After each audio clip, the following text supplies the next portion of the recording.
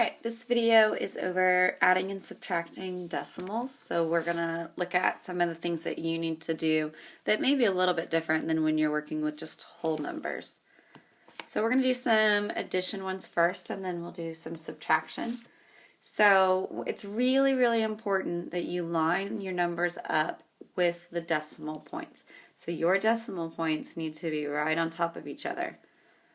Okay, then you can add a 0 to hold a place. So notice that my top number has 3 digits and my bottom one only has 2. And this might look a little weird because you're used to lining your digits up on the right.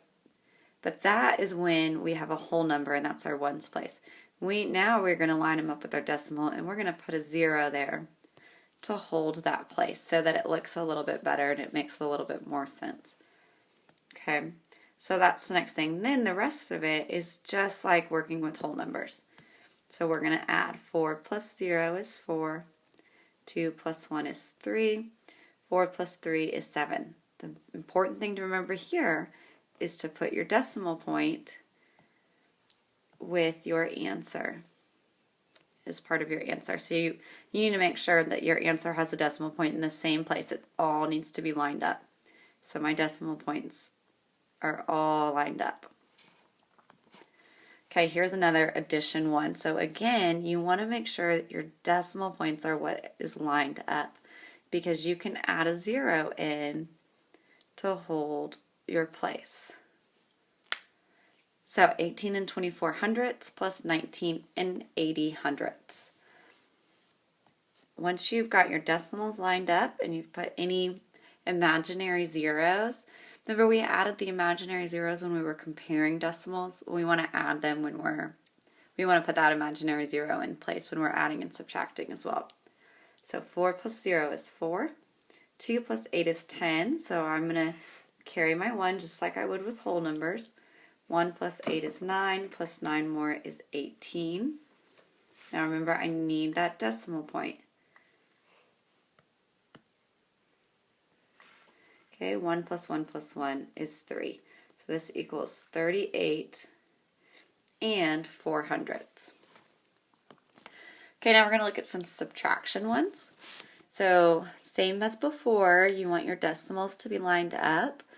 It's also really important, just like with whole numbers, that you have the bigger number on top when you're subtracting. So just make sure you're really thinking about that. Don't let the decimal trick you up. Okay, so I don't need to add any imaginary zeros because both of my numbers have the same amount of digits. So we can subtract 4 minus 2 is 2, 9 minus 1 is 8, 7 minus 2 is 5, and we'll put our decimal point. My pen doesn't like me today. That is an ugly decimal point, but it works. 5 and 82 hundredths. Okay, this one. So the larger number is on top. Remember, just because this number 2 and 64 hundredths has more digits doesn't mean that it's the bigger number. So we have our larger number on top. The decimal points are lined up. We're going to put that imaginary 0 to hold our place. This is really important when you're subtracting, is to put that 0 there. And I'll show you why in just a second. Now our numbers are lined up, so we're going to start by subtracting in the place furthest to the right. I cannot do 0 minus 4, so I have to regroup. So I'm going to take a tenth. My pen is getting messed up.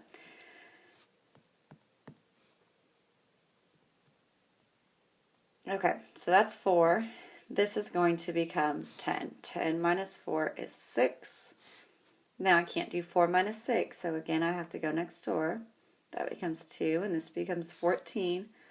14 minus 6 is 8. 2 minus 2 is 0, and I need that decimal point. So the answer is 86 hundredths.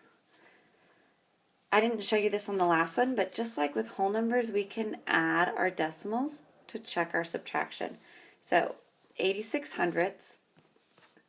If we want to check this, we're going to add the number that we took away, plus 2 and 64 hundredths. 6 plus 4 is 10. 1 plus 8 plus 6, that would be 15. Carry the 1, 1 plus 0 plus 2 is 3, and put our decimal point. 3 and 50 hundredths, which is what we started with, especially if we take away that imaginary 0. 3 and 5 tenths. Okay, so make sure you're checking your subtraction by adding so you can catch any mistakes, and remember to add those imaginary zeros and line up your decimal points.